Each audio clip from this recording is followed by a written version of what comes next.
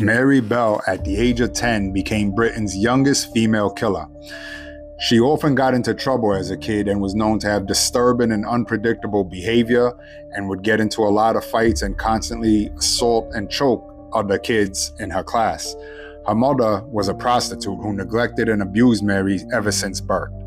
When Mary was born, her mother yelled at hospital staff, "Take that thing away from me." She also would force Mary to engage in some of her actions with her clients. She would allow Mary to be SA'd by her clients while performing S&M sessions, and she would tie her hands behind her back, forcing her to give oral to these clients.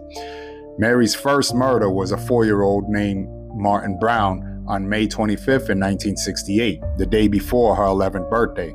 She strangled him in an upstairs room of a derelict house, and his body was found by 3 kids who were playing with he was on his back and his hands stretched above his head. And aside from some blood and foam around his mouth, there were no visible signs of any violence to the rest of his body. The next day, on her birthday, her and a friend of hers named Norma Bell, although they shared the same last name, there was no relation to them, broke into a nursery and vandalized it.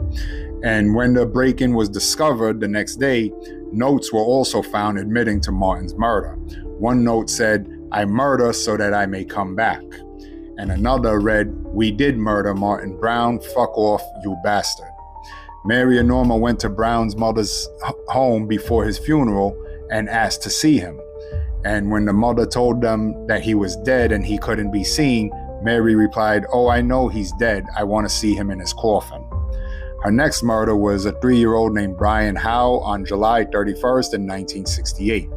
He was last seen by his parents playing with Mary and Norma Bell and with one of his siblings. When he didn't return home later that day, a search party was formed and they found him stuffed between 2 large concrete blocks, and it was apparent that someone had tried to conceal the body by putting grass and weeds over him. Bruises and scratches were found on his neck, and his legs had numerous puncture wounds, which they were determined to be done before he actually died. Some sections of his hair had been cut and his genitals were mutilated. There was also a letter M carved on his stomach. Police said that the small amount of force that was used to murder him showed that it was another child that had committed the murder.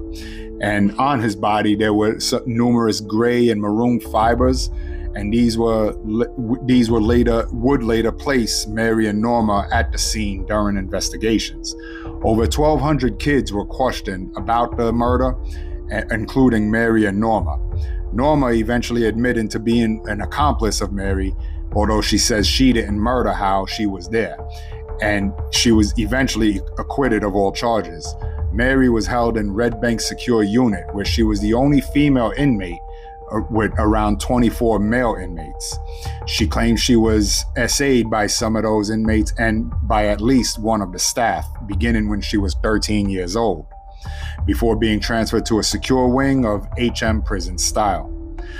Since her release, Mary was granted anonymity under a new name, and her whereabouts are unknown.